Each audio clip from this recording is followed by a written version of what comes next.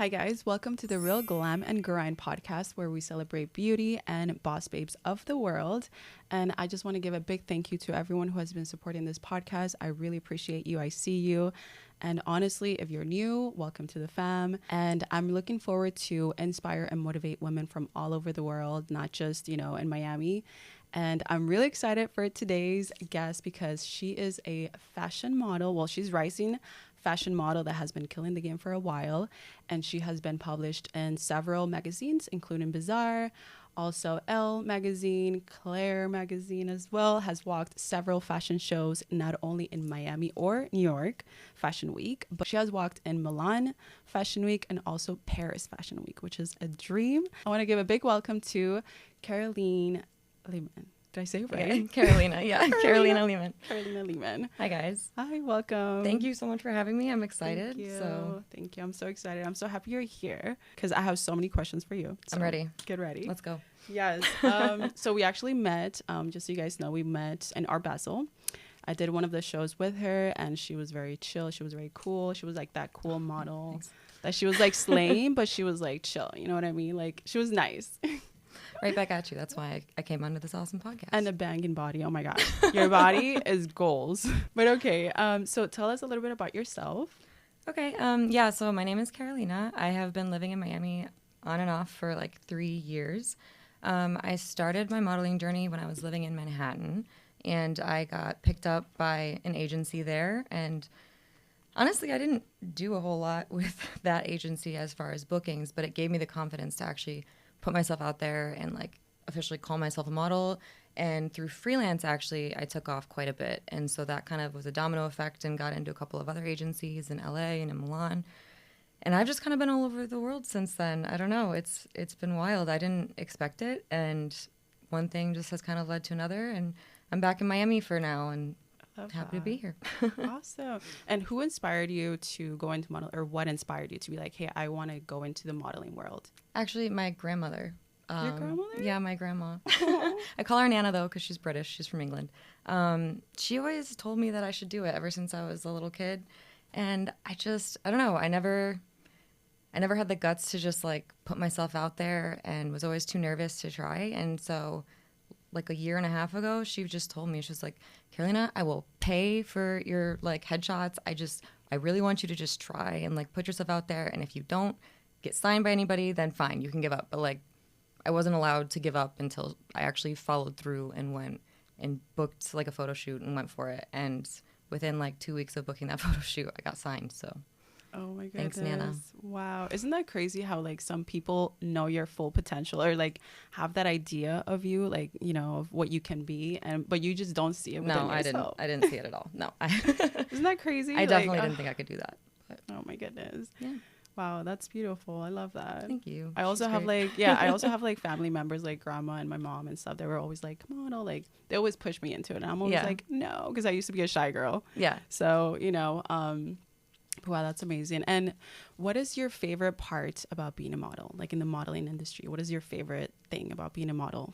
So weirdly enough, my favorite thing about being a model is also the thing I thought I was going to hate the most. So one of the big reasons I didn't want to model was because I thought models were all going to be like the worst, nastiest women who were going to be a complete nightmare to work with. And I didn't want to deal with that. I was like, I went through high school. I don't want to do that again. But weirdly enough, that ended up actually being my favorite thing about modeling. I found that models in general are some of the most confident, kind, like badass women I've ever met. Like I've genuinely can count on one hand the amount of models I've met who I didn't truly really like. And that's between New York, Paris, Milan, and Miami. Like everyone is just so kind and encouraging to each other. And part of me thinks it's because models go through so much that we all kind of know what it's like to be beaten down, and we don't feel the need to pass that on to somebody else next to us. So I've felt the most encouraged and supported by the other models in the modeling community. So that's by far been my favorite part of modeling, is meeting all these amazing women who are doing all these incredible things outside of modeling as well. And yeah, that's definitely my biggest takeaway, is just how awesome that community is. Absolutely. Yeah. I love that. Actually, that's funny that you're saying that, because I also went through that when I started. I mean, I started modeling when I was like 17. So of course I didn't know who I was. I was very much intimidated by model, like just the industry itself. You have to be confident. And confidence can come, you know, as maybe intimidating for some people that don't have it or don't know the world of it. So they think, oh, she's just being a B, whatever, you know, but it's not. It's like you have to also protect your energy as a model. Because you cannot just be the nice girl and that's how you get run over. You know what I mean? Yeah. There's that part of it. But I do agree, absolutely. Like, I've met amazing models that, you know, a lot of people like think that they're just, you know, they think that they're all that. But like once you get to know them, they're like, oh my God, they're just like anybody else. And that's actually one of the things I want to touch on this podcast, is to know that we have like, it's like being a model for some people, they just see it as an outside thing and that's it. There's just like no soul, there's nothing in, and there's so much more to models than what the eye meets. Yeah. And that's what inspired me to do this podcast more than anything. So I absolutely agree with that. But have you had any like experiences with maybe like with the models that you want to share? Like bad ones or good ones? Both. I have a pretty funny. Okay. I have one experience that was a bad one, and this is the exception to the rule, I would say. When I was in Paris, of course, Paris. Actually, the girl was from New York. When I was in Paris, there was a designer who got in a fist fight with another designer. What? Backstage. Wait. Pause. Wait. What? Yeah. No, they were like actually going at it backstage. Designer? Mm-hmm. Oh my God. Yeah. So they were cussing each other out, and there was a model from New York. I died a little inside when I realized she was American, because I was like, guys, we got to represent ourselves better here. She went and slapped the designer across the face. What? Why? And said some choice words that I'm not going to repeat, and didn't get kicked out for some reason. Like, and I you don't said this know. was in Paris? This No. was in Paris, In yeah. Paris, okay. In backstage, and I don't know why she didn't get kicked out. I'm sorry, but if that was with Art Heart, shout out to April, there's no way April would ever let that happen. No chance. But she stayed backstage. And toward the end of the show, the way that the runway worked is it went out, it was like very Parisian style. So it went out and it kind of like winds around a bunch of chairs of people sitting in this like really old school, like gold, yeah. But the only way to leave backstage is the runway. So you can't just like be done with your walk and peace out. Like, you have to go on the runway. So we were on the very, very last walk. I had already walked. I was part of the finale. We were going to do the carousel. And this girl decided that she wanted to leave mid-show. The show was ending in 2 minutes. And she went up to the designer, not the one she slapped, different designer. And she started cussing him out and said, like, I'm from New York. No one tells me what to do. I'm leaving. And he's like, literally just wait 2 minutes, please. Like, we're literally carouseling and then you can leave. And she started squaring up with him. And it was a couple of us American models that jumped in and we were like, hey, don't represent New York that way. Like, that's disrespectful. Like, come on, just wait a couple minutes. It's going to be fine. But she was just really hot-headed. And that is the only, like, bad model that I've met who is truly a diva. Like, she fit all the stereotypes. And I'm just hoping she had a bad day. Like, I'm hoping she's actually a really nice person. And it was just a bad moment. But that was wild to me to watch somebody, like, square up with a designer, slap another one. That is wild. I've never seen that. That's probably like the craziest story I've heard so yeah, far. No, I don't even really believe it saying it back. I'm just like, I didn't even know that kind of drama happened in the I didn't either. fashion.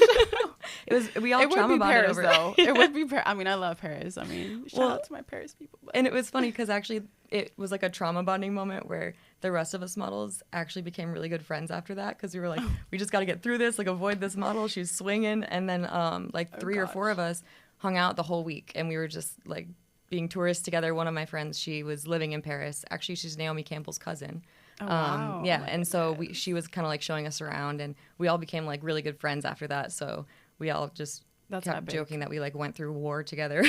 Oh my God.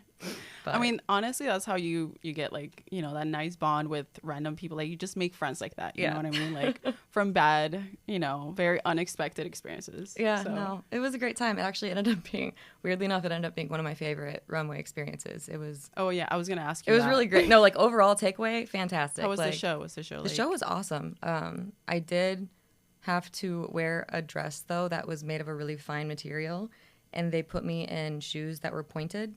And as I was walking, it actually pierced the material. like through the dress, and the dress got caught on the shoe. So that's the only walk I've ever had with like a serious dress complication. And but what happened? What did you do? I just kept walking. Oh my God. I was like, as I was walking, I was trying to pretend it wasn't happening, and would just kind of like kick a little harder with one foot, like as I went, to hope it would like come off. And it eventually did come off, but there was just little holes because it would keep re-piercing the material. God. So I don't even know what material that was. The dress was beautiful though, but it was like a paper. I don't know. Yeah, that's like every model's nightmare. Yeah. Literally. What do you do when that happens? Do you freak out, or you just like, what do you do mentally to like not be like, oh, that's it, I messed up? I'm trying to think, like, what did I do? I was just like in such a zone of like staring straight ahead, just trying to focus on how to get out of the situation.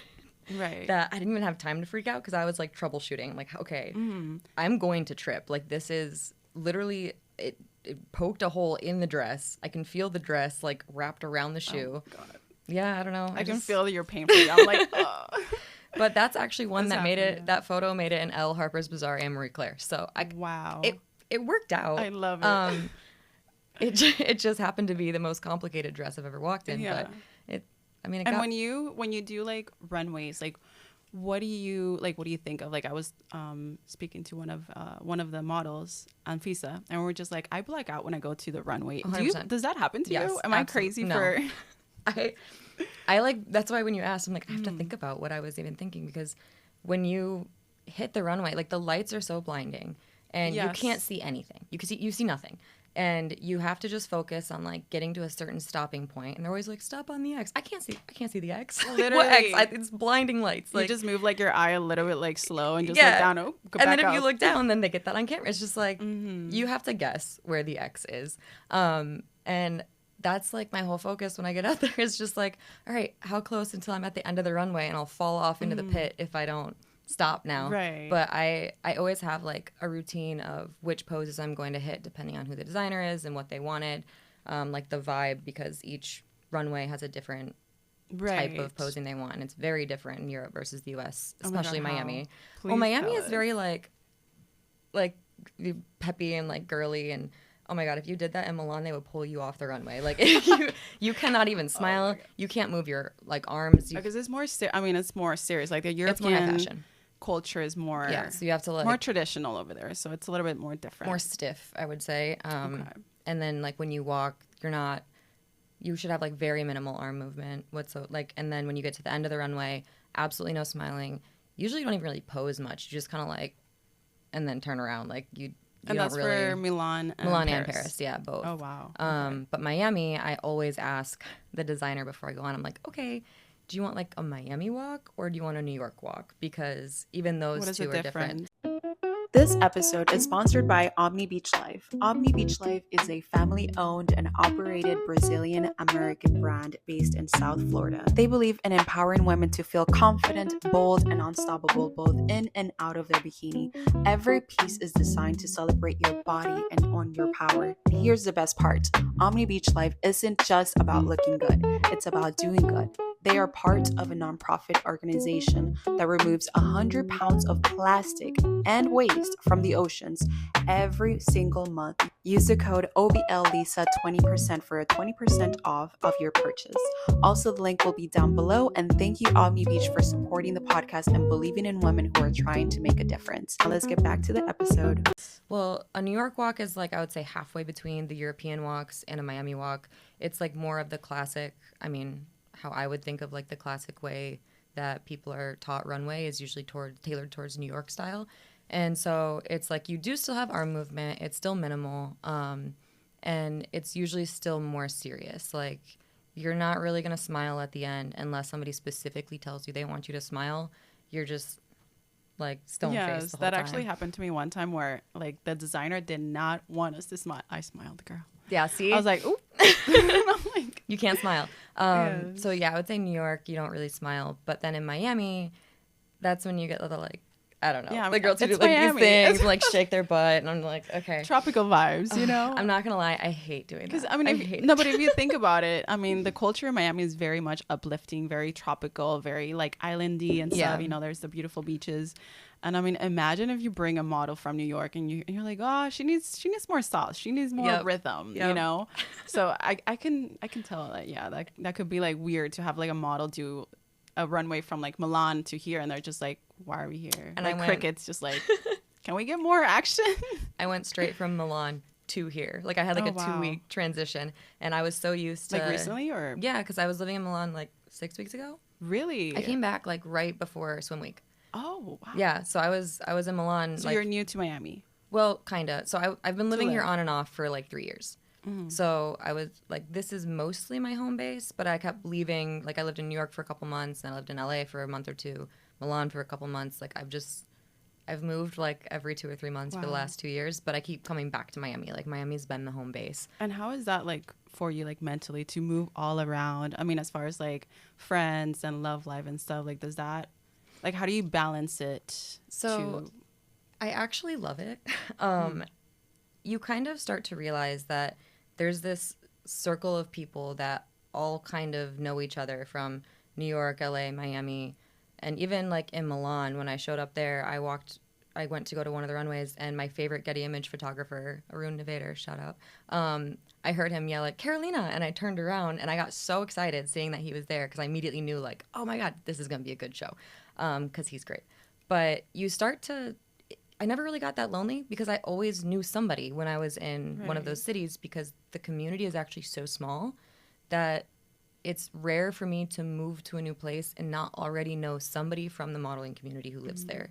And in Paris and Milan? Or yeah, just Milan. I didn't live in okay. Paris. I just did Paris Fashion Week and then came back to Milan. So there's like a small kind of like group. Yeah, just like the runway community in general. Community. Yeah, like just runway in general. Okay. So like even in Miami, the amount of runway models that I would see in New York and in LA, and honestly, half of my runway friends, I don't even know where they live because they're constantly moving so much. And so, yeah, I don't know. It would be isolating, I think, if I didn't have the modeling community, because, yeah, it would just be difficult to, start over and find new friends in each city. But when you already have that one like vein of all things in common, it makes it pretty easy. So I've really enjoyed it. It's been super fun to just explore a new city, and I kept saying I was like trying on new cities, like I was trying on outfits, trying to figure out which one I liked the best to see which one I wanted to kind of like settle down and spend more time in, and I actually chose Miami. So now I'm back in Miami. I love Miami. I don't know, like it's like the culture in Miami. It's just like spicier. Something. I don't know. It's more fun. So no hate to like New York, LA. I mean, everything has a season. Yeah. So I feel like this is your season to be in Miami. Yeah. And like I liked LA. I really loved New York. Manhattan was great. I grew up in Michigan though, and I hate snow. Like viscerally hate snow. So New York kind of got X'd off because of the weather. It's still not that bad. The weather's really not that bad, but it's not Miami. Like Miami is beautiful all the time. Yeah. And I actually prefer modeling opportunities in New York. Like I like the modeling. Really? How come? Better. It's more my style. I'm a more New York style body. Like I'm not Miami. Yeah. Miami women have it going on. I have it going on in New York. Yes. I mean, you're very much fashion-y, you have that fashion look to yourself. So I could see that. I mean, Miami is definitely it's mainly bikini, a lot of tight clothes. New York, I love going to New York because there's so many like random fashion statements all over. Like just people watch and you're just like, wow, like what is he wearing or what is she wearing? So I can see that, like how, like if you like fashion, you would love New York. You know? No, New York is amazing. There's just a lot of opportunities, a lot of really cool people to meet. Honestly, the main thing was Miami. Basically, if you have, say, $4,000 for rent and you want to live in New York or you want to live in Miami, what you get for $4,000 in New York versus Miami, like your money takes you way farther here. No matter what, like all these big cities are incredibly expensive and it's tough to get by sometimes. But like New York, my apartment was like a shoebox and I had cockroaches and I don't know. And the food is expensive. I mean, everything's expensive. Yeah, everything is expensive. And then you come to Miami and it's all still expensive here, but it's like you can get an apartment that overlooks the ocean, and it's like there's no cockroaches. And well, I don't know, but well, if you're on a skyrise at least. Like, yes, yeah. I was like stories up. Actually, in New York not even because recently I went to a friend's birthday, and he lives like all the way up, like this beautiful view of Miami. We saw a huge roach outside in the balcony. I'm like, how is it up here? We're like, Are you for real? I swear. Was this in South Beach or was this in Miami? It was Miami? in South Beach. Okay, you know, but I mean, it was high up, girl. Like you can see the whole city, like beautiful view, one of the most beautiful views I've seen. And I'm like, how is this roach all the way up here? I have heard that for South Beach. I have heard that like South Beach does everywhere. actually have roaches, but They don't care. I've been living in like on and off in downtown Miami for 3 years, and I have never seen them in downtown Miami. No, yeah, I haven't seen them in like the Key, like Key Biscayne. Like I don't know. It's Miami. It's South Beach. Yeah, I moved to Montana for like a year, and that was my favorite thing. I did not have to worry about bugs or roaches because it was too cold. They can't survive. Yeah, that's the one thing I love about them. Yeah, no, that's fair. That's fair. Yeah. Okay, so how do you get ready for castings? So that depends. It depends on which country I'm in. So castings in Milan Let's say for there you go, for Milan are so much worse than castings. Oh my in the gosh. US. Like it's not even comparable. Castings in Milan, I would wear something kind of similar to this. I would take the belt off. This probably wouldn't be as like tight. I would have more simple like tank top. Hair would be down. I would do very simple makeup. So I'd take all this off. I probably wouldn't have anything on at all. And then you have to have closed-toed, pointed heels. Like they're very specific. Like my agency was very particular. I even had like a closed-toed pointed heel, but the back of the heel was like a strap instead of like a classic heel. And my agent was like, no, get some new ones. Okay. Because they're just very picky. They know what they like. They know it. And I loved my agency. They're Which is great. So like yeah. they're a great agency. They're looking out for me, but I'm American. I'm like, I don't. Yeah. In Miami, you just wear heels, like whatever. So they're very picky. And then for castings in Milan, you usually end up standing in line for hours. Oh. And half the time, they don't even look at your portfolio beforehand. So, for example, I went to multiple hair castings, okay? And my agency would send me, it would be outside in the cold in February, and you're just standing there in a jacket with all these other models from all over the world. And that's when the cigarette stereotype kind of actually rang true. A lot of them were just sitting there smoking cigarettes outside, waiting to get in. But so that's why. That's why it's the Europeans. They still do it. But like you would wait for like 2 hours, for example, and then by the time you finally get in, they're only taking like 1 or 2 women, and I'd get all the way there, and they're like, "Oh, we're looking for brunettes."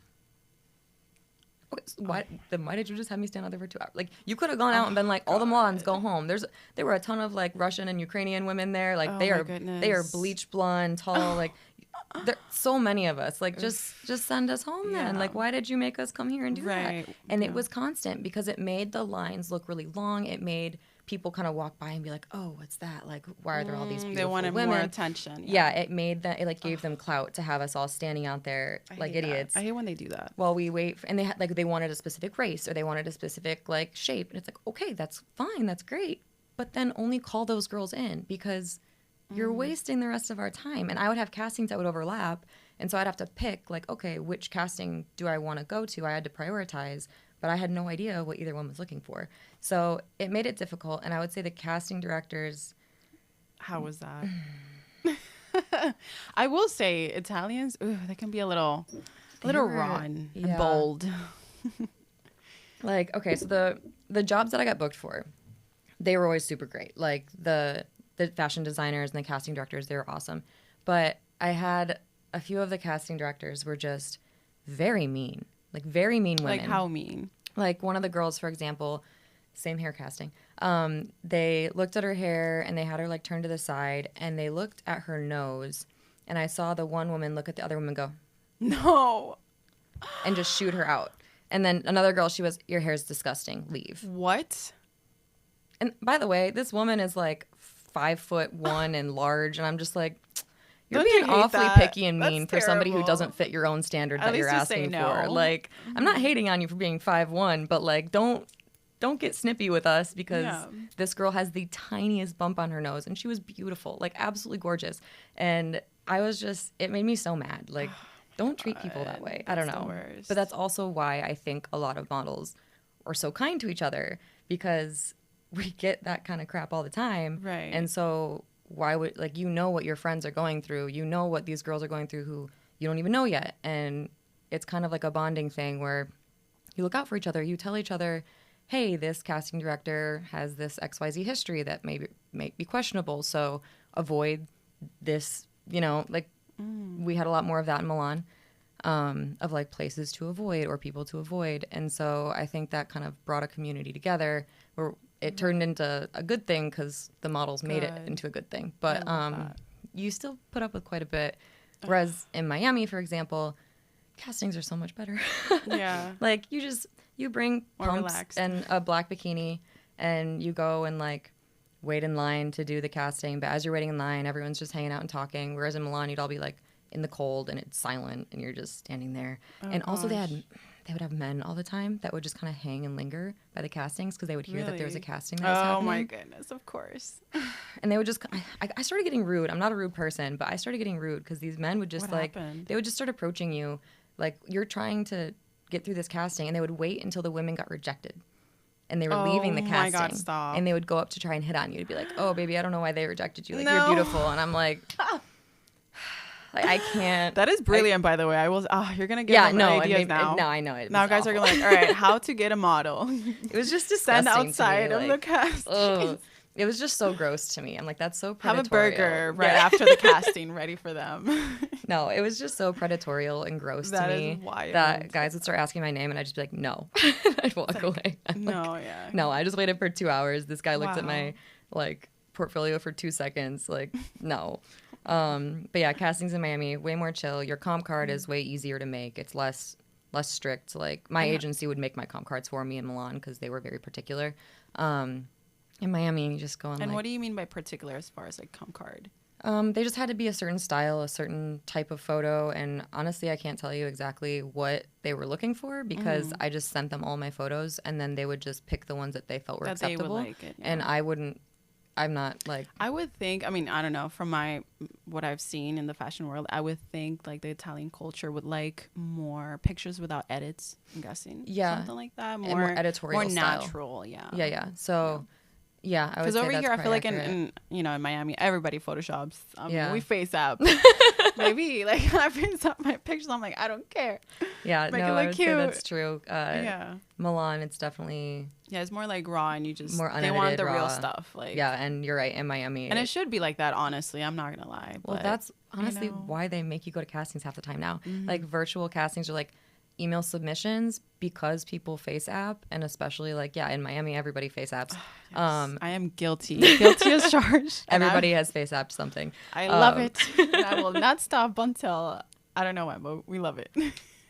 So like then they actually have to make you come in because some girls will use face app and they still 100% look like themselves. It's just it made it look better because it's bad lighting, bad whatever. But then there's other girls who like really really Photoshop.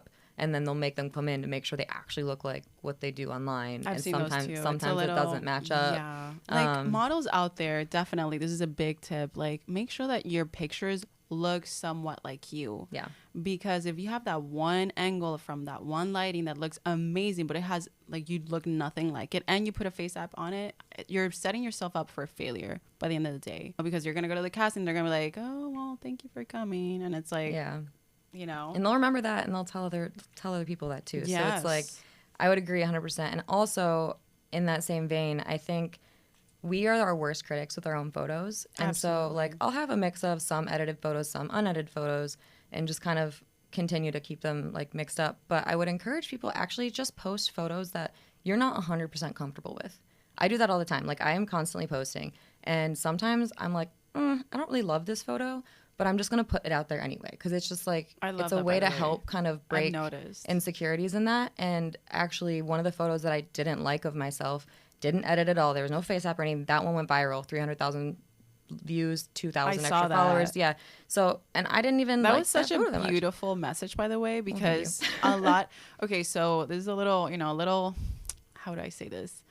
A little subject that a lot of models have a little trouble talking about, but I had body dysmorphia when I was like younger, when I was like I looked so amazing like when I was starting modeling, and I feel like that's a big thing, that you want to be so perfect that you literally start to hate your body. You start to like, oh, look at the roll, like you said in the comment. And I'm like, oh my God, like you should love your body no matter what. And as a model, you have to show up as who you are, how you look like. And when you embrace your beauty, when you come in and you're just like, this is who I am, this is what I bring, trust me, what's meant for you will come for you. You know what I mean? The gigs, anything like that.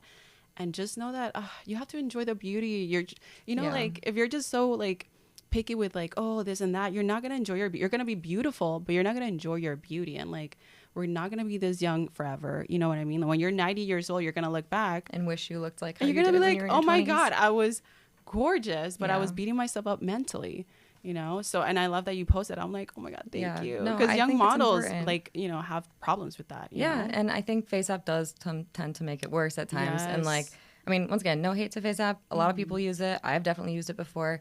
But that's why I really try to encourage people, and I try to hold myself accountable too, that if I do post any edited photos, I also push myself to post unedited ones that Oh, absolutely. I might not like as much, but like it helps kind of curb that, because you don't want to get too used to only seeing the like perfect photoshopped photos from your most recent photo shoot. And like, I just do it for Instagram. yeah. Because Instagram is very much of like a perfectionist thing, which is a that's very true. big problem for the young people, like the Yeah. youth.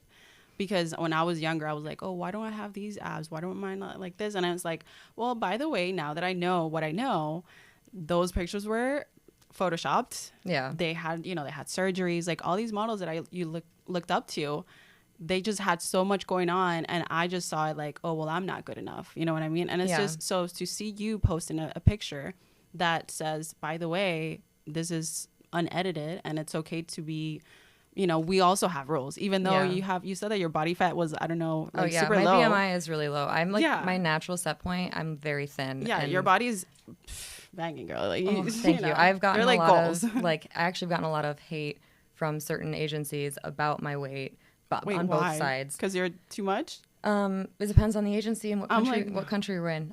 In Milan, I was great. Like everything, dimensions, everything they wanted was fine. But then I came to Miami and they were like, "You're not our look here because you're too like you look too European." And Miami is more like curvy and busty, and like we need you to gain weight. And so I had one agent tell me to gain 1 pound. He said gain 1 pound and come back, and I'm like, What? do you understand how the human body works? Oh my God. 1 pound, you're not gonna notice anything. Like that's not how They're weight just works. telling you like, please just go. And that's like 10 pounds for them or 5 pounds. Yeah, I'm like, I Oh don't think my you understand God. how female bodies work. Interesting. But yeah, I mean that's another thing throughout modeling. You will get your body critiqued constantly. Yes. And people will either tell you you're too fat or you're too skinny or your boobs are too big or they're too small. Like you will never have a body that people will just be okay with. It will not happen. So I think that's another thing too with like the perfectionism and trying to constantly fit a mold. Okay, so you fit that mold. Now somebody else is going to change the mold. Exactly. So it is not worth the time and energy to try and fit any body type, any standard that somebody is asking for in the industry. Because one good thing about the industry is it has opened up more. It has been more like inclusive to, and I love that. to everybody. And so there is a spot for you in the industry, even if it's not editorial or runway. Like there will be a spot for you somewhere. And so that's why I say I encourage people to just embrace what they actually look like. And if you want to edit things, great. Just also make sure that you're putting yourself out there as like your natural self as well, because you are good enough for for a facet of the industry if you want to be in it. And so I think that's just something that a lot of girls need to hear, because they really think they have to be a size 00 and 5'9" and like have like a 23-inch waist. No, you don't need to do that. And frankly, if you are that, you'll still get hate. So Right, exactly. You'll never still get hate satisfy for it. everyone. Yeah. Like, oh, your 23-inch waist may have been good over here. Now you're too thin, so gain weight. Like, Absolutely. Okay. You have to embrace your beauty, and like you said, there's different models. Like for example, like you were talking about the Miami, and I'm like, Bus. I'm like, yes. Yeah, I am very curvy. You are a perfect Miami model. Thank you. And I remember this was actually a problem for me, like back in the days. Like, I mean, when I started, I was like 17. So it was more like you had to be skinny and tall, super tall. And just, it was very strict. Like you couldn't have tattoos. Now you can, Yeah. which I'm like, really? Now you want to, okay. But I think that you cannot compare yourself to other models. Very key. And just embrace your beauty. Everyone is beautiful in their own way. So I think that's very important to tell the girls, like, don't compare yourself to other people. For me, I am, like she said, I'm perfect for Miami, which is fine. I love it. I enjoyed here. And, I remember one of the things that, like, my problem was the tattoos, because I had, like, little tiny tattoo. I think I have one, like, here where, I mean, if you want to do fashion, I would highly recommend do not get big tattoos or anything like that. Yeah. because it doesn't look good for the brands when they're gonna put a piece like a bikini or something like that. But I remember that, and I also remember for the fashion castings that I would go with it, like they just thought that my hips were too big, and like, you know, and then I got my girlies done, and then, you know, and I was very ambitious when I got them done. Okay, so wait, if you want to get them done, thank you. But just wait, because but I remember I hated myself for that, because I was like, okay, and that's why I stopped modeling. I was like, you know what, just it's not for me, whatever. But I found my own way in the industry, and like being able to express myself creatively. So I would do freelance work, stuff like that, and TV work. So for Univision, Telemundo. So you will find your way, and your beauty is good enough, but you have to put yourself out there and not compare yourself to another like model that maybe is going to be great for, you know, Paris, but it's not going to be great for what you're doing. I don't know if you're maybe doing one in Africa, or maybe you're doing one in Australia, and they want something specific. You know, it's the designer and their vision, you know? No, I think that's really important. And I think that also makes it a lot easier when you are at the castings, because they can be very intimidating. Yes. Like, you're standing in line with, well, frankly, in Milan, it was like 100 women who looked exactly like me. We're all just cookie cutters. I'm like, I don't really know how you're going to differentiate any of us. Like, I don't know. I think it's energy. I think it's the confidence, your personality. Like network. A lot of it's network as well. Oh, absolutely. But it's tough, because you're like, okay, all of these women look exactly like me, so I don't really know. But then you start nitpicking at the little teeny things and like trying to see the little differences, and it's just not worth it. I cut it. Every time I see my brain, just like my mind going into it, I'm like, stop it. And then I just switch to something else. I'm like, we're not doing that, baby. No. Yeah. And I think it's also, there's something really healthy about being able to get to a point where, like, one of my model friends has like an insane body for Miami. Like, she looks so good, super curvy, like just gorgeous model, and she gets booked for everything, like absolutely everything. Mm-hmm. And I'll apply to the same stuff as her, and I'll get cut. Like, well, after Kim Kardashian, I mean, thank you, Kim. You know, you opened it up for us girlies out here in Miami. Yeah. Now there's like a little place for the curvy, like just, I mean, and it's all body types. Like, I saw Rihanna's line, and I thought it was so beautiful, because they had models from all types of bodies. So they had people that, you know, like were disabled, stuff like that. Yeah. We see it as like, oh my God, what is going on? Blah, blah, blah. But if you think about it, when someone that is in that body in real life, right, which is bigger percentage, because being a model, it takes a lot of work, a lot of diet, a lot of exercise, a lot of discipline to be that molded, you know, person that you're modeling for. But when you see someone that looks just like you, and they show confidence, it really does spark like, oh wow, well, she's confident, she's carrying herself in a confident way. That gives that energy to that person that maybe is watching on TV or on Instagram or anywhere online, to be themselves and to feel comfortable in their own body, you know? Yeah, no, I think representation is really important. And I think, that's beautiful. So, go ahead. No, I was going to ask you, how do you deal with rejection as far as like casting and stuff like that? Like, how do you mentally deal with it? And what would you recommend to models that maybe are heartbroken like myself for the casting that I recently did that I will not let it go? I'm kidding. How do you deal with it? Like, rejection. I'd never get rejected. I don't know what you're talking about. Period. No, I get rejected all the time. All the time. Mm-hmm. So one of my rules for myself is to not take it personally until I've been at least rejected 10 times in a row. Like in a day, or? No, like in Milan it would be like in a week, but I would do 10 casts. Yeah, Milan was rough. But usually if you make yourself try 10 times, almost always one of those will work. And I apply that to every area of life. Like, I will not give up on something or even consider giving up on it or beating myself up until I have failed 10 times in a row. I love that. Because if you fail 3-4 times in a row, usually you start to get in your head, you start to spiral. But realistically, like, life is not easy. You don't just try once, and some people maybe. You just try once on everything and you win. There are people out there who are just winners. I have to work for it. So I really try hard when I get rejected to remember that there is a place in this industry for everybody. So like I was saying, with my friend in Miami, she gets booked for everything.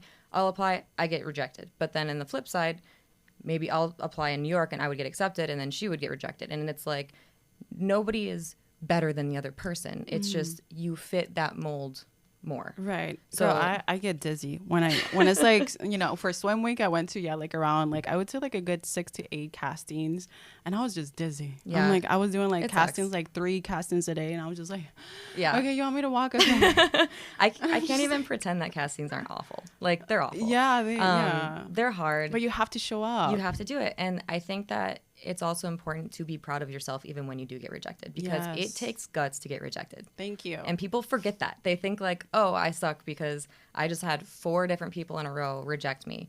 And it's like, no, you showed up 4 times. You showed up 4 times. And one of those times is going to work. Like, nobody gets to the top without constant rejection. I mean, that builds character. And it does. You have to have character, because you cannot be soft and be like, oh, wow, I got rejected. No. Yeah, like, that doesn't work. It's, I mean, the industry, I mean, it's very tough. There's a lot of competition and a lot of just, it's a lot for the mind. So you definitely have to be mentally strong and just know that, what's for you is for you.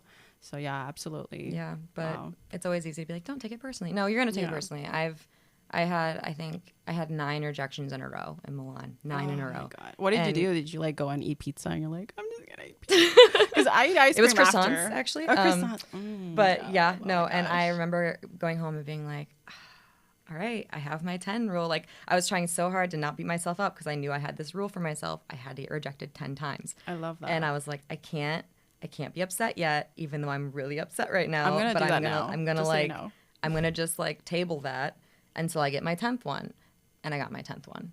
And I'm supposed to be on the cover of a magazine. I don't even know what the magazine was. I need to reach out to my agency. I never actually saw the results of that photo shoot. But yeah, I got booked the next day for a magazine shoot. And that's amazing. For a designer Congrats. in Milan. And it was awesome. I had so much Oh my fun. gosh, how exciting. I shot for like 12 hours straight. Oh my goodness. That was exhausting. Wait, how did you do that? Like, for shooting 12 hours? I mean, Yeah. I feel like for me, for shooting, my energy levels, like, I think, I've noticed throughout the years that there's like a time frame of like how long I can put the performance. And like, usually for modeling specifically is like, I would say like 2 hours, 2 to 3 hours. And then you can see it in my face and I'm like, okay, I'm I feel like I'm drained. I'm like, yeah. They may have kept telling me to smile more toward the end. I'm like, guys, you're killing me. Can I just, Yes.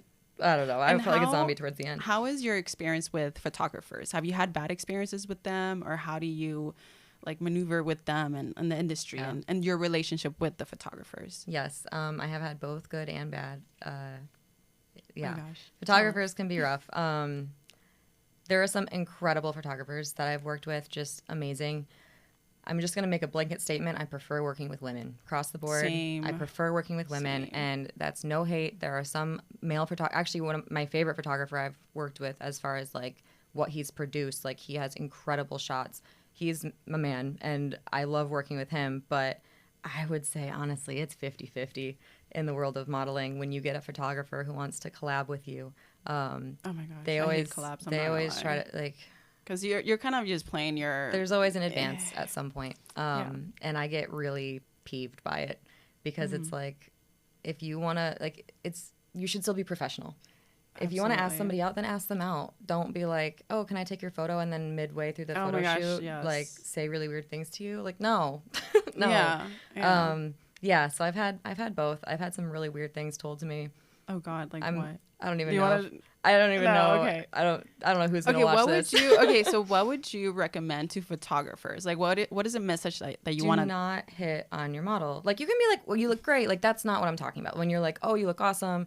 Like, yeah, just like that pose is great. You can encourage your model and tell her she looks awesome, but don't like talk to her about your sex life or like, oh my gosh, vasectomies or like, I don't know. Oof. Or don't, or like, unless the model is giving you hints, because you can tell. You know what I'm saying? Like, no, if the model's different. flirting and she's giving you the girly eyes, like, then yes, maybe, but do it softly. You know what I mean? And do it after. Do it after. Do yes. not do it during the shoot. Yes. Do not do it immediately after the shoot. It makes you uncomfortable. And don't do it before you give them the photos. Give them the photos first, so it's not like, being held for ransom. Yes. Oh my God, that's happened to me, girl. I hate it. Yeah, it happens a lot. I'm like, you know what? You can keep the pictures. I have literally done that and been like, I don't want the photos then. You know what's crazy? I had a young model that it actually broke my heart, and it was with this photographer that I worked with. He's a very well-known photographer. I'm not going to say which one it is, but I actually stopped talking to him because he did something like that. And I was like, oh my gosh.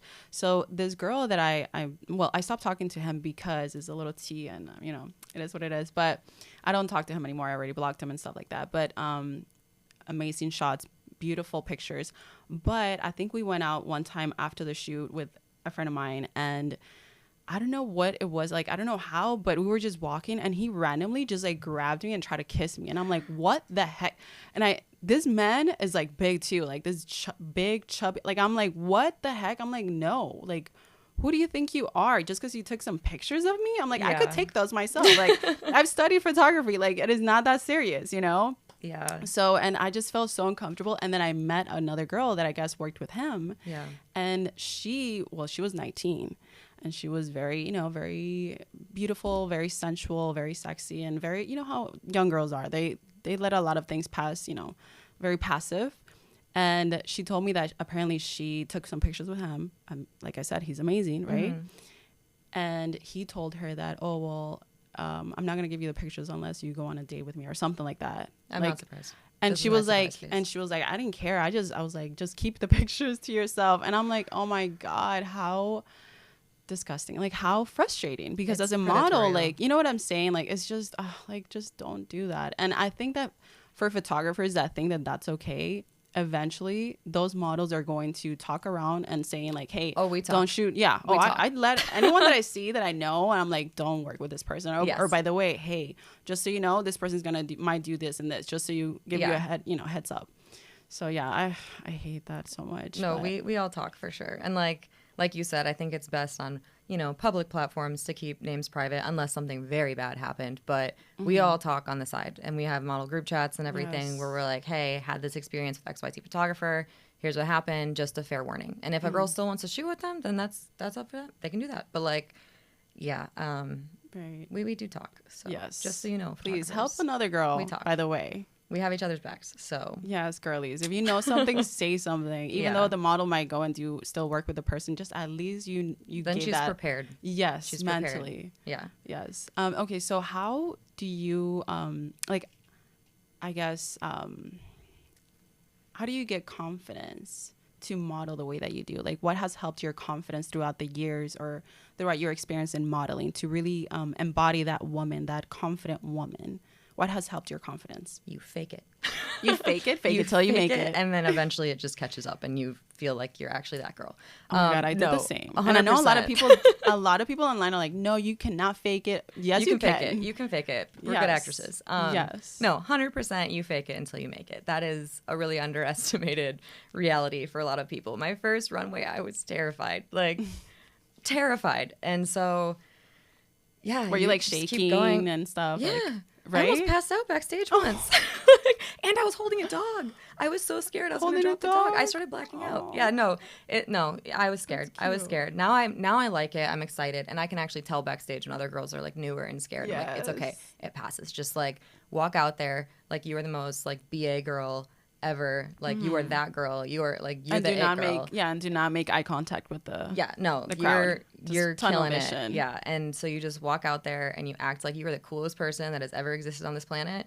And it works, okay? And then eventually you start to actually believe in yourself more. And like now I get excited for the runway. I don't get nervous backstage. Yes. I get like excited nervous, I think. You enjoy it now. I enjoy it a lot. Yeah. I'm like, I'm scared, but I know it's gonna be fun. But it's gonna be exciting. Like I'm excited to see what happens with the photos of these down the line, or like what opportunities come for this, because every runway I've done, there's been an opportunity that's come. So yeah, I say fake it till you make it, honestly. And I also think that the other girls in the community are very helpful and very encouraging, a big part of gaining the confidence and coming back and being like, hey, I'll ask my friends for critiques, like about like, hey, did you see that walk? How was the posing? You know, stuff like that.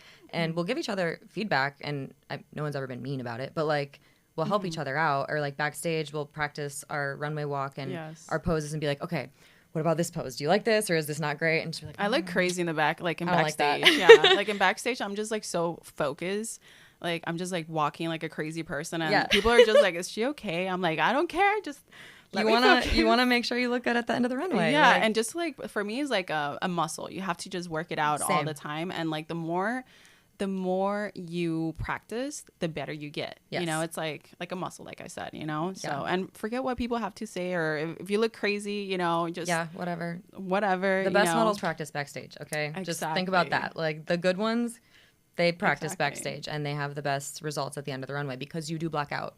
I don't know anyone who's like, yeah, I totally remember my entire walk. You're walking into the unknown. You do not know what's going to happen. You don't know if the floor is going to be slippery, if you're going to have technical problems, which just happened to me before. You don't know if the pictures are going to be like catching you just like really bad, which has also has happened. Yeah. Okay, wait, funny story on that one because you were saying slipping. You never know what you're going to get. I had this last Miami Swim Week.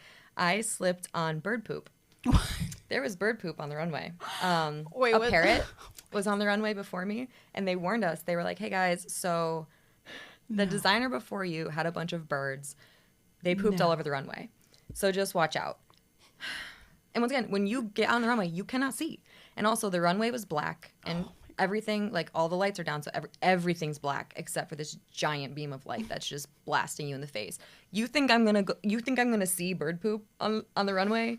That's adorable. Like, so I just walked out and like pretended and hoped and prayed that nothing would go wrong. And luckily, when I like slipped on it, it was as I was exiting the runway. So all the eyes were on like the other girl, and it was just the like tip of my stiletto that slipped. And so I was able to recover, and I watched the video back, and I don't think anybody could tell.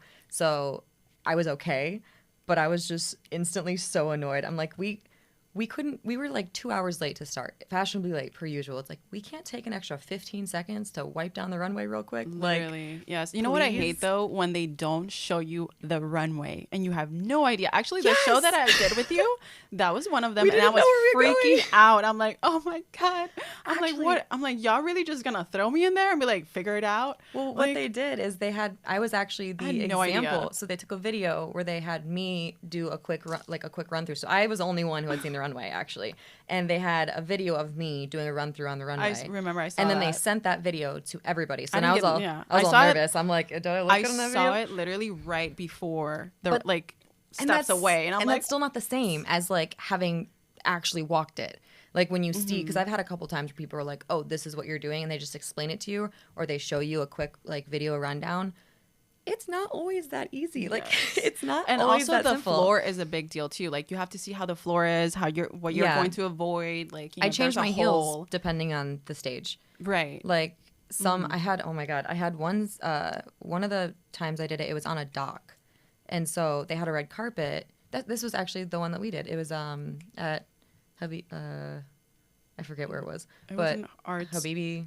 No, I don't think so. Well, the one that we did was for it was Art Basel. But they had arts fashion. Yeah. They had one day where it was the very first day where they had a red carpet, but it was on like a dock. So there was wooden slats, and then there was oh my God, there was that's like terrible. I didn't know that the runway wasn't going to be like fully solid because we're on a deck, and so I had stilettos on. And I would have switched to a block heel. I don't like walking in block heels. I just think that's smart. I don't like them very much. But I have them for cases like that where it's like, okay, this runway, if I'm in stilettos, my stiletto's going to go straight through the slats. And that's exactly what happened. Is like I went to go start walking, and before I even turned to go, before they cued me on, I was already falling through the slats. So I ended up just walking on my tiptoes. I didn't like heel toe anything until I got to the red carpet. So the first part of my walk looked a little odd. But I was like, I don't know what else to do. If I start straight walking, I'm going to get stuck. Yeah, like that you're like, I refuse to fall. It happened in the Victoria's Secret fashion show. There was a model whose shoe went through the floor. Oh, is that the one where, that she's like iconic for it? Yeah. She just, like, she powered through that like a champ. Like, you could tell she was pissed, though. I would have been pissed, too.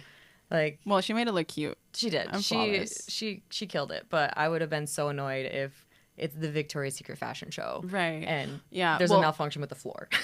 Girl, for me, I mean, I did Miss Universe Cuba, the pageant in 2024, and I recently went to the 2025, which was amazing. But I remember for the show, like, I was so upset because, I mean, not to throw any shade, but I mean, this happens all the time when there's just little time to get everything set up. The floor was not the best. and there was like a few bumps around, and you had to keep like, and it was like wood, or it was weird. One of the girls, but I was like, so I practiced like a psycho right before the show. I was like, I'm gonna see where all the little spots are at and map it out and just make sure that I do not do that. So absolutely, the floor is like, you have to know how the floor is going to be, like how the ground is going to, what. Like I recently also saw for Swim Week for Miami, some girls did in the sand. Oh wait, you did one actually. I did in the jungle. In the jungle, which I saw by the way you like did like a little twist, and I'm like, oh, okay. She's like, I'm still gonna slay.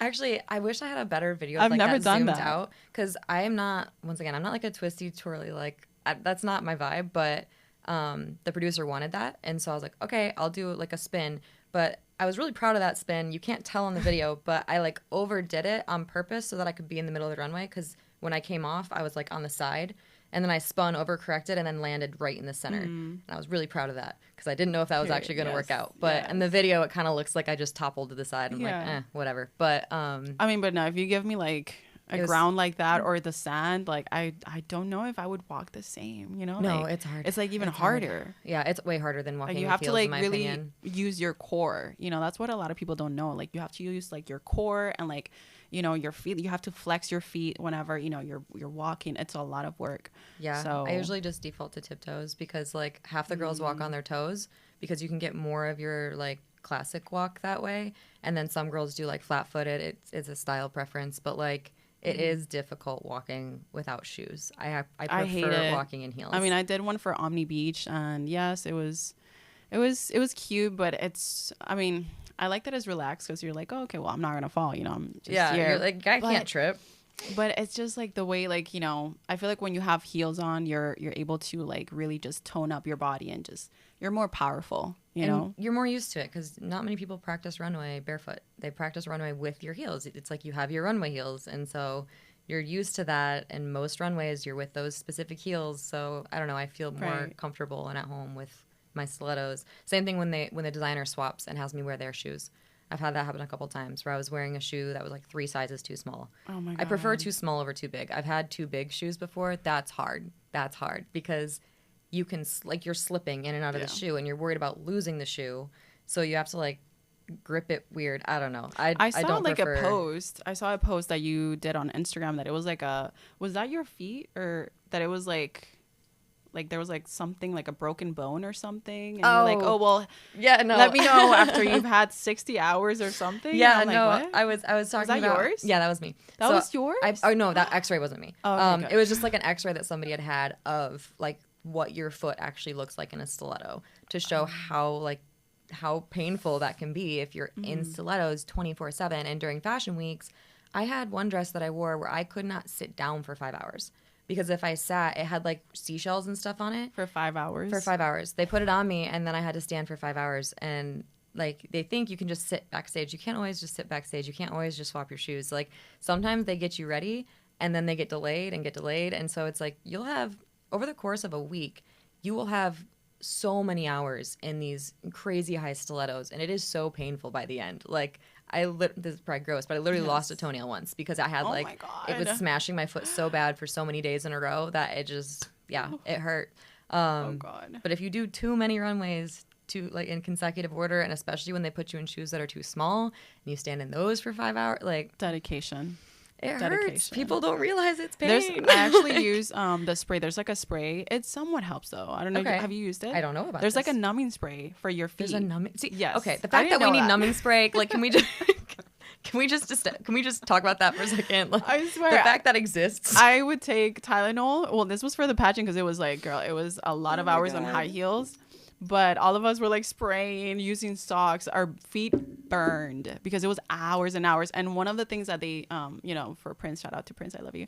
But he was like, this is discipline. If you cannot take this, you cannot go to Miss Universe, because Miss Universe, you're going to be on heels for hours. Yep. And you cannot be like, oh, I want to take it. No. You got to, go into the interviews, do all these things, and you have to take the pain. And actually, eventually, I don't know how, but like 3 months of boot camp, and you like get used to it. I don't know. Yeah, but I mean, it still hurts. You just get through it, and you're just like mentally like, it's fine. Like, you just forget it, It's so bad. Now now I cannot let go of my high heels. I'm like, okay, stop. No, all my friends are like, stop wearing high heels. I'm like, never. No, that's how I am too. It's like, yeah, I complain, but also you hit a point where it's just like, oh, now I feel at home here. And I don't like being short. If I'm not 6 feet tall, I feel I'm like, ugh. How tall are you? I'm 5'9". 5'9", oh, yeah. But like when I'm in heels, I'm tall. I know, like 6 foot, yeah. I like being really tall. So yeah, that's why I have my 6-inch stilettos on today. How's your dating life? Like as far as like being a model and are you single?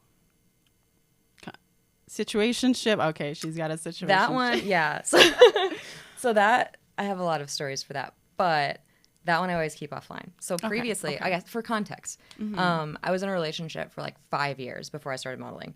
And when that relationship ended, my ex liked to post a lot of things on the internet, and it just became like, I don't know, it became very public, and I didn't appreciate that like so many you guys people together? Just like that we had broken up, and like like it had been a really hard time for him, and I get it, it was a hard time for him, but like we don't really need to post it on the internet, and like I don't know, changed his Facebook status to single, which I didn't even know people still did. He's a great guy. I'm so glad you're not. I'm say, sorry, but no, yeah. I was kind of like, okay.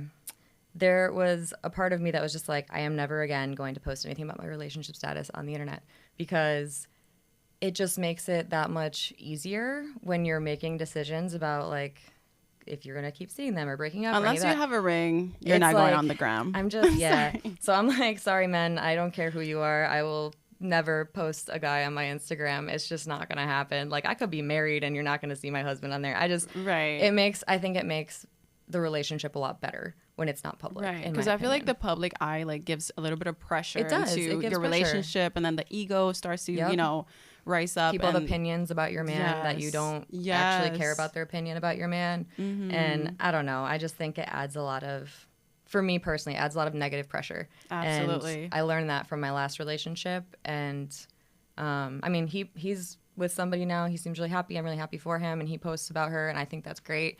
I'm not gonna do that. Yes. Not for me. So yeah, that is one of the things that I keep completely locked down off Instagram. I've never had a guy do that. Like I think that if a guy ever, I'm just like, I'm sorry, but no. Like what? I thought I was the girl. I mean, what?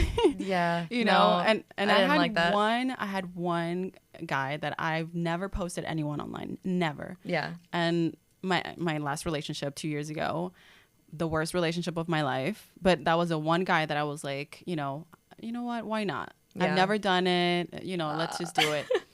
Regret it. Yeah. Regret it. Instant regret. Like literally, yeah. Like I think a month into it, or right when I posted, I was like, why did I do that? Like, well, and then you stop posting about them, and everyone's like scrolling through Instagram trying to see. And then when you break up, like, yes. Like, yes. Yeah. And then everyone's asking each other like, oh, are they still together? Like, and I could see why celebrities like try to not talk about their love life or just even say who they're going out with unless they're like really, really serious, because it just, no, you don't have time for that. You know, you have to protect your energy and you protect your loved ones. Yeah. So you know? I never post anything, but I am very happy with my current situation. So we'll leave it at that. Cool. Okay.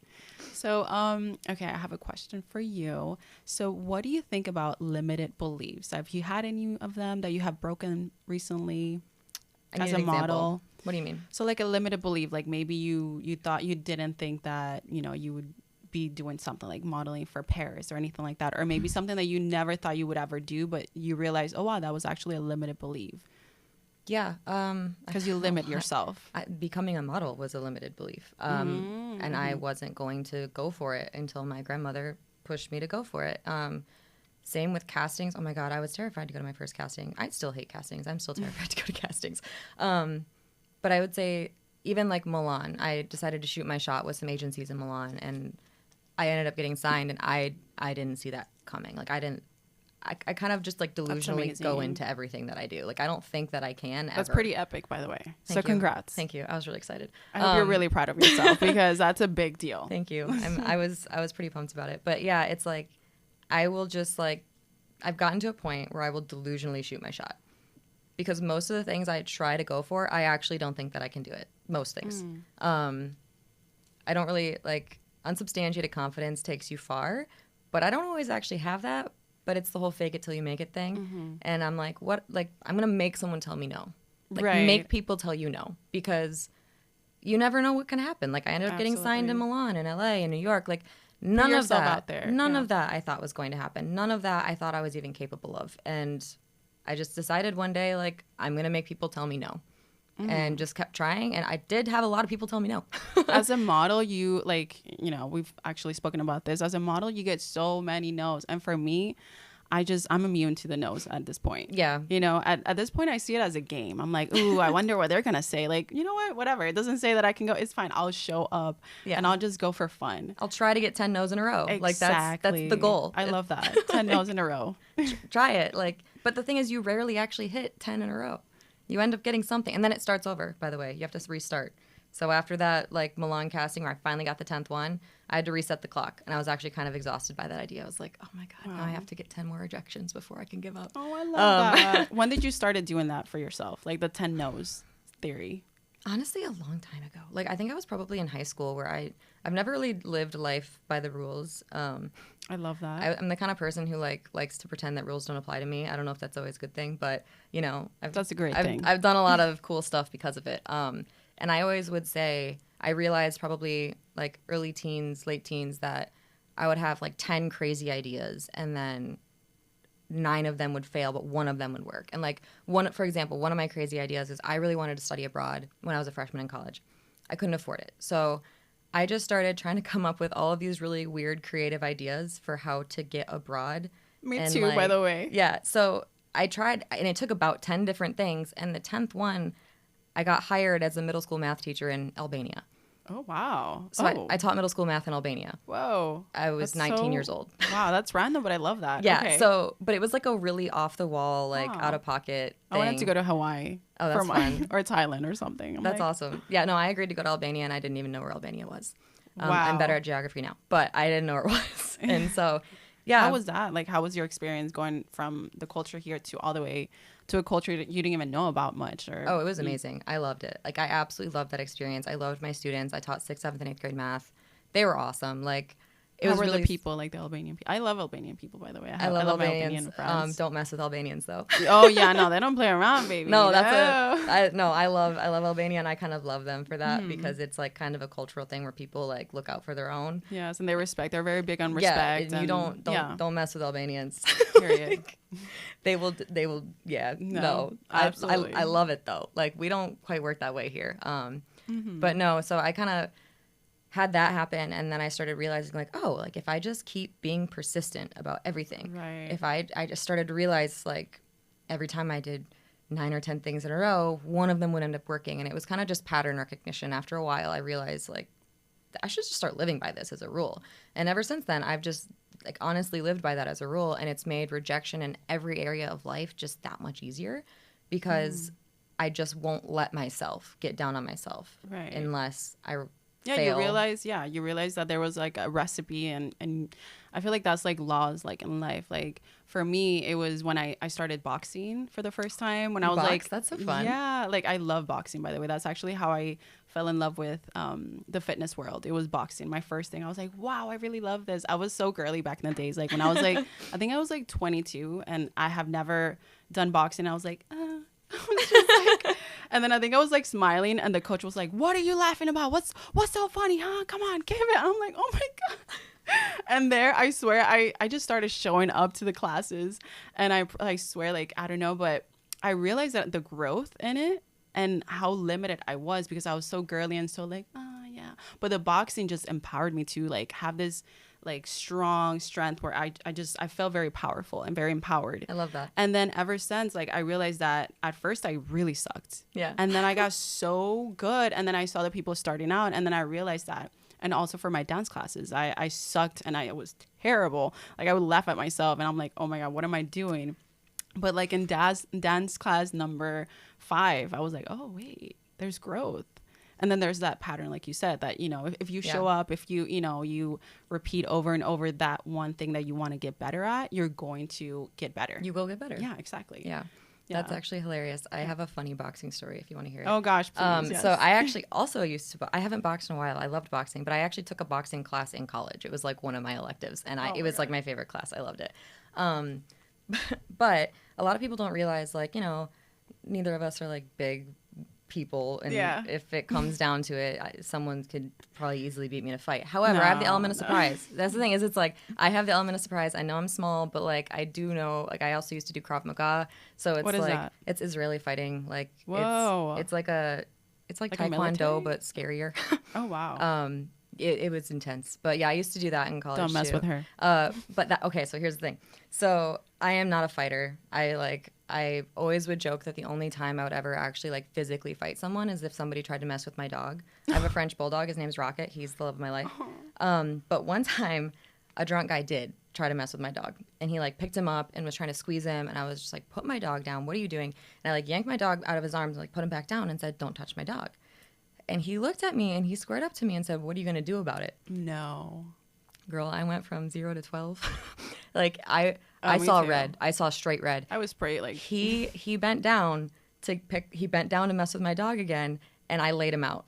Wait, what do you mean? Like, what did you do? Like I hit him, and he hit, you put him hit a to wall. He hit a wall, and he went onto the floor, like sprawled Oh out my onto the God. floor. And he was like, "What the?" And I was like, "I told you don't mess with my dog." Wait, where was this? Was This in was at a friend's Italy? apartment. No, Was it in U.S.? This was in Miami. Oh, it was here in Miami. It would be Miami. And okay. like two of my guy friends were nearby, and they were about to step in to like help, but it happened so fast, and he was on the ground, and I was just like, Wow. and my friends were just like, "Oh my God, that guy never lived it down ever." I love that. Because I remember at their like work, they were talking about like how they were gonna start a fight club, and they're like, you just got laid out by a I tiny love little that. blonde girl. Don't I even love pretend it. that you could fight. Like, I love because that. yeah, but so it turns out I will actually fight somebody, but only if they mess with my dog. Men don't realize that we're sweet and soft Until we're because not. that's just like our nature. We're not, he's like laughing. He's cracking up. Yeah, it's like our nature. But when it comes down to it, we No, have I that will that mama destroy you bear. No, over but we my have that dog. mama bear inside of us that you do not want to see. We will I turn know. into Superwoman, like Wonder Woman, whatever. Like I know how to leverage Don't. my weight, so I'm not saying that I could like. don't let the cute face fool you. Okay? Yeah, I'm not saying I could go against like a 200-pound, 6-foot guy, 6'4" guy. We'll find a way. But like I would put up you would that. get hurt. That's at good. least. Like Same, I would girl, put up a same. fight. I'd have the element of surprise in the Same. first well now I don't because I just told everybody that I oh gosh, did that, so I don't have the element of surprise anymore. But for everyone who didn't, nobody's watch gonna this, mess with you after this. They're like, now they okay. should just know, don't touch my dog, because I will actually Period. physically fight you. That's the only time in my life I've ever like checked somebody. Do you have so. any siblings? I do. I have a sister. A sis, just one? Yeah, just one. So Older? she's older. She's she actually got married at 21. So she's married. She has a kid. I have a nephew named Ezra. He is the cutest. He's 2. Oh. I love him so much. Yeah, but she lives in Michigan.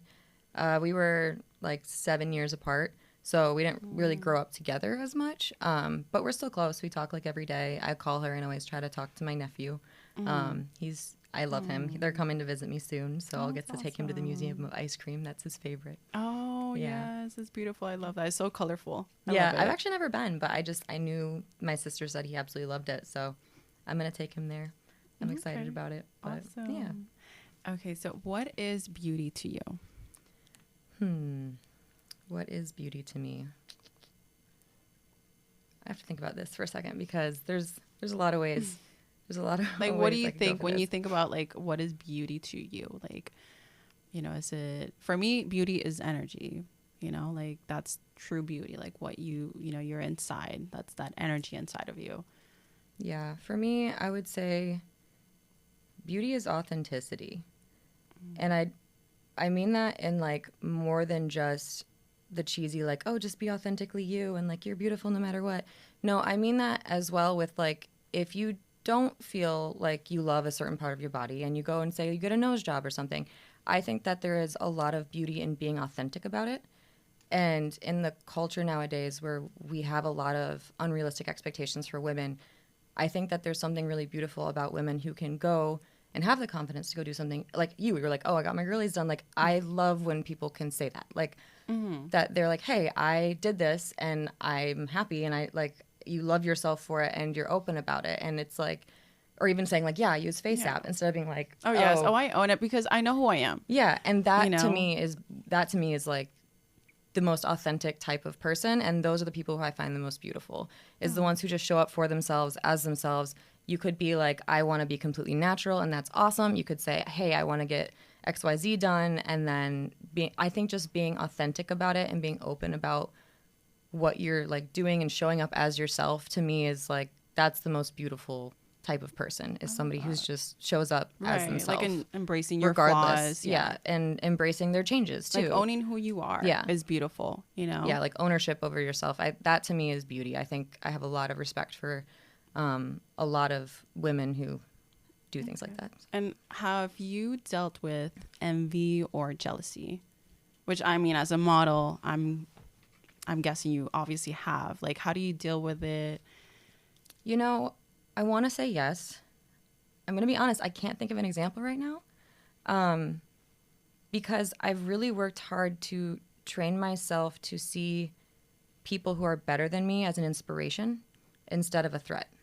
So, like, I know so many women who are more beautiful than me, who are smarter than me, who are just all around, like, doing more than what I'm doing. And I don't really know if I would call it jealous, because I really do see it more as inspiration. I think of, like, okay, what are they doing that I can learn from? And so I think a lot of my successes are actually to thank for women who were better than me and might still be better than me. But instead of looking at them with jealousy, I tried to see, like, what can I learn from them? And then it's helped me a lot. And so I think that is a frame of mind that I adopted a long time ago. And of course I'll look at somebody like, wow, she has crazy good hips. I wish I had hips like that. But I won't ruminate on it. It's a human in us. Yeah. And it's like, okay, maybe I'll shift my workout plan a little bit, but I won't internalize it as someone else's beauty is my lack of. Have you dealt with, like, maybe friends or family that have envied or given you those jealousy vibes? Oh yeah, like, that's different.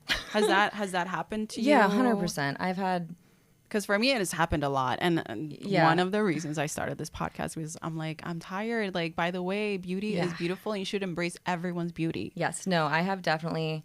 On the flip side, I have dealt with that a lot, and I think that's why I also started to, like, train myself to try and not do that to people, because, and it's another reason I think the modeling community is such a good community, because they end up supporting each other. Because a lot of models, like, everyone always says, it's like, oh, it must be so nice to be such a pretty girl, but no, depending on what context you're in, pretty privilege is actually not a thing, and it's working against you. Yeah. A lot of biased people, like, oh, she's just pretty, and it's like, no, I have a brain, I have opinions. Yes, and like, I will get to this maybe on another podcast in the future, but I have a doctoral level of education, and throughout my time getting that doctorate, I had plenty of times where women would be very stressed out by the way that I looked and by the education that I was obtaining. And the, like, what do you mean, like in the modeling world? No, like in, like, other girls who are maybe in that same program or something. Okay. And they were just, they were nasty. Like, I don't know, girls in a lot of the fields, when you get like higher and higher up in education, a lot of women forget there's room for all of us at the top now. Like, it's not the 1960s. Like, we can, like, more of us can actually be up there and have these high levels of education and be supportive of each other. And it's just not as much of a thing. And I mean, if you're going into that field, you're going to, like, you want to help society and the human and just everyone. You want to help people, I mean? But it doesn't work. Like, that's so sad. The toxicity is pretty bad. And I had, like, male friends who were just a friend who we would study together or something, and then they would get a girlfriend, and then we'd have to stop studying together. And it's just like, look, I'm not trying to take your man. We're just trying to pass this test. Like, and so I've dealt with that a lot, and it's very exhausting. And I don't really think I have an answer for how to fix that. Like, have you had a boyfriend that maybe was jealous of you and your success? No, actually. Okay, good. I've gotten pretty lucky. My type is a very specific kind of guy, and What's your type? I don't waste energy or time on any man who tries to, like, put me in my place. It's not going to happen. Oh, no. Like, who is threatened by where I'm going or my goals. If you're like, it's in 2025. Women don't need men. Blanket statement. We don't need you. So unless you are adding value to my life, get out of my way. We want you. We don't need you. Yes, there's a difference. You know? It's like, unless you're adding value to my life, and vice versa. Like, they don't need us. Like, procreation maybe, but that's different. We need each other for that. Yes. But like, unless you are adding value to my life and I am adding value to yours, there is no point like I don't see a point. I saw a post that you did, I think today or yesterday, that it said something about like, oh well, marriage lasted, and it's like, yeah, well, like back in I 1970s. reposted it, yeah, and it's like women couldn't open a bank account, like they were shackled, and not too long ago. It's crazy if you think about it, like our grandmothers basically. Yeah. So it just gives you a perspective of like, oh my God, we're breaking a lot of barriers like in this generation. Yeah. And it's a lot of adopting into evolving into a new society and how it works. Yeah. You know, so, but it is true because a lot of people are like, oh, well, back in the days when it was traditional. It's like, no, women needed men back then. Yeah, well, back in the days, they couldn't have a bank account. Yeah. They couldn't have a job. They couldn't go buy a car. Yep. Okay, you needed your man's approval. You needed a man. So it was a little bit different. And they, like it said, what was it? It was like, oh, your grandma had something in the ankles? What was it? Oh, yeah, it was like they couldn't leave. They were shackled because they couldn't even open their own bank account. Like my mom couldn't open her own bank account. Like, absolutely. It's wild. And I mean, we're not in that point anymore. So I feel like men have to embrace this new generation of women where we are empowered. We have a vision. We're educated, like you said yourself. Yeah. And we just have that independence inside of us. And we also deserve to vote. There's a lot of guys that I've met that, you know, I don't want to say who, but they really said, I truly don't think that women should vote. I'm like, what? Yeah, no, I can't. Like which I'm not going to get into the politics. The level of... But you know what I'm saying? Like, it's just like, it's new times and we cannot fight the new times. It's either you go forward or you go forward. Or you're just going to be, you know, resisting to change. Yeah, and it's like, a guy can have... men are entitled to their opinions, but if a man has a different opinion than me about, like... what I can and can't do, then he's got no shot with me. That's what it comes down to. Like, exactly. And they're out there. Oh, 100%. And they try. And I'm just like, that's cute. Bye. So I do have a type, and the type is like really good men who treat me well and like provide benefits to my life, and I provide benefits to theirs, where it's like we are going to mutually benefit off of each other. I've never had an ex that I would actually say like bad things about. All the guys I've dated have been genuinely good men. It just hasn't worked out for one way or another. And like, of course, there's always like little bits of animosity here and there, but no, like I've been fortunate that I've screened a lot of the bad ones, and anybody who I've been with for more than like a month, they were good people. Yeah, they were good people. That's so good. Keep your standards high. Yes, and your heels higher.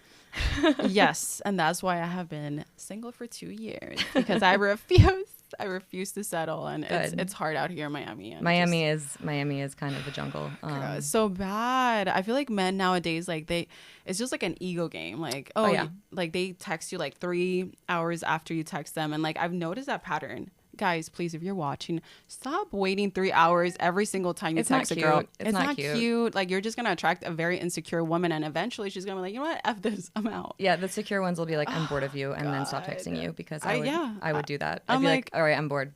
I recently had a guy. I recently like had a guy that I met exchanged numbers on, you know, Hinge or whatever. Yeah. And this guy seemed like he was very interested. I gave him my number. He got my number. He was so cold and dry and just like, and I'm like, well, thank you for, you know, I'm glad. I was the one that was asking questions, and I'm like, wait, pause. Like, why are you making it seem like I'm the one that's interested and you're not? Like, I'm not going to beg you. Like, you're not even that hot.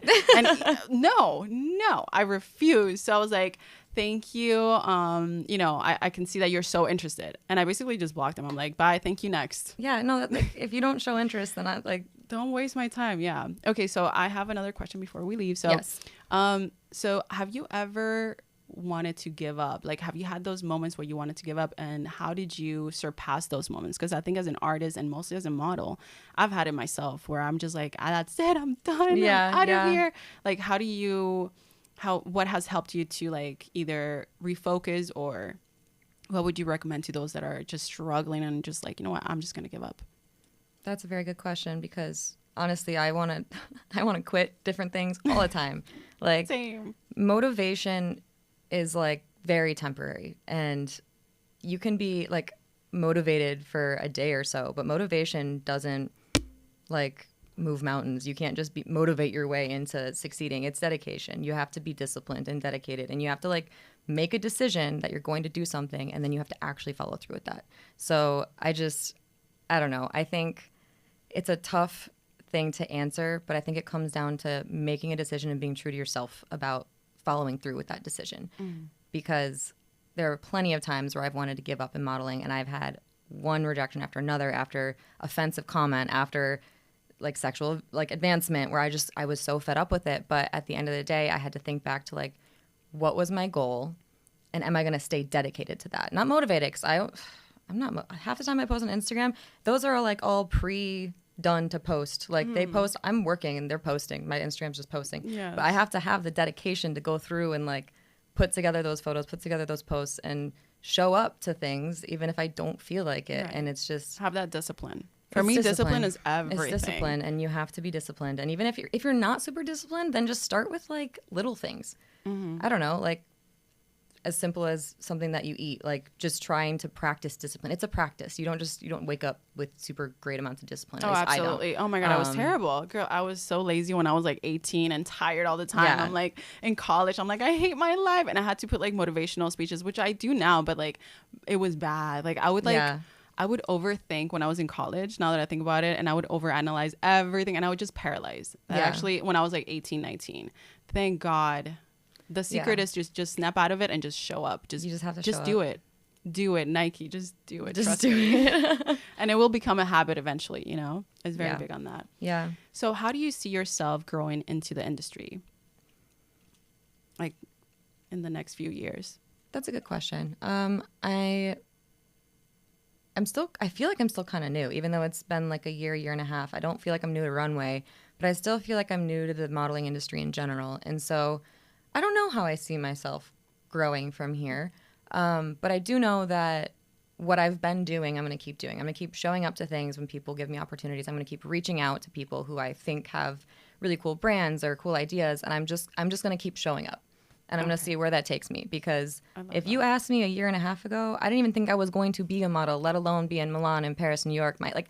I don't even know how to predict or like set goals for myself, because I've exceeded goals that I didn't even have, things that weren't even on my bucket list. I've checked out. Like one step at a time. Yeah, and so I think what I plan to do is to just keep doing what I've been doing, and I'm just going to see where it takes me. I have no idea. It'll be a surprise to everyone, including me. I'm excited to see where that goes. I'm sure it's going to be amazing. So I hope so. Yes, it will. I've enjoyed it so far. It will be amazing. It will be great.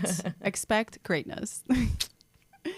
Okay, so what is your favorite beauty tip that you have for our girlies out there, or anyone that maybe wants to, you know? Okay, this is actually probably a backwards beauty tip that people wouldn't usually say. I don't wear foundation. I haven't worn foundation in like 5 years, because I genuinely think that people's my skin is just so much better because of it. And I'll put like concealer, and you can do, you know, like still like powder contour stuff, but like there's a good section of my face where I never ever wear foundation. I don't even own it. And I will, unless it's like runway, obviously they do my makeup for me, but I wear tinted sunscreen every day.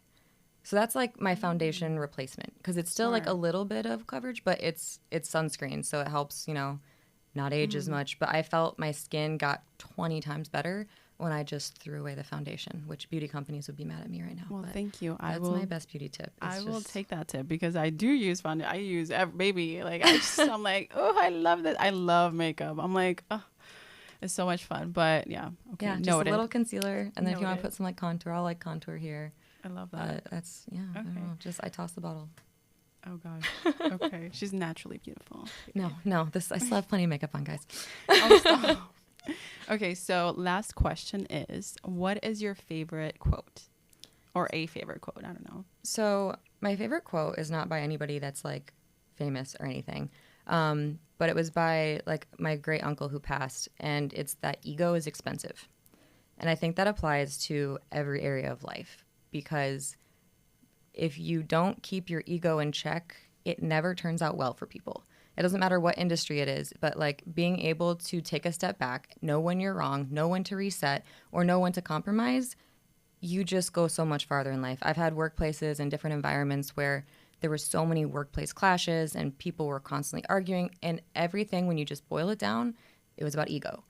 And so if you're just able to just be wrong, it's okay. I'm wrong all the time, all the time. And I'm not upset that I'm wrong. I'm going to learn from it. But I would say that's actually my favorite quote. And it's applied to every industry, every workplace, personal life. Like, I say this all the time: kill the ego and you will be free. Ego's expensive. Literally. You lose something. It might be money. It might be a relationship. When you choose ego, you lose something big. And it depends on the industry. Because you're in your head. You're just like, and it's like, it's not even real. Yeah. You know what I mean? Why does like, I don't know. So that's my favorite quote that I live by. And I know that it's not like a super inspirational one. It's a little bit darker, but it's like it genuinely matters a lot, I think, for interpersonal communication and industries in general, that ego is expensive. So if you want to have a big ego, then you have to be willing to give a lot of things up. I love that. That's a big thing for me. You got to think about what you're giving up in order to keep that ego. Right. Thank you. Yeah. Oh my goodness. I knew there was a reason why I liked her. I'm like, my soul recognized her soul with you know what I mean? Energy is everything, you know? It is. Thank you so much. That's what's beauty to you. Exactly. Thank you so much for joining us today. Thanks for having me. Wow. I've learned so much, girlies. You already know if you're going to go to Milan, get ready for... Prepare. Hit me up. If you're going to go to Milan, find me on Instagram and hit me up, because I will give you the rundown. And I'll tell you which people to avoid too. Oh my God, I could never, but thank you so much for joining. All right, guys, thank you. Make sure you guys subscribe and also like the video. And we're also in Spotify, on YouTube, and soon we're going to be in Apple, hopefully. And I just want to say, keep fighting for those dreams that you have, those beautiful dreams that you have. They're there for a reason, okay? And forget everybody and what they think and what they have to say about your life. Is your life, is your journey. So just keep that in mind. And yeah, just keep practicing, keep doing you, and you will see yourself grow and evolve into that beautiful person that you want to be, whatever it is. So anyways, I love you guys and have a beautiful day. Bye.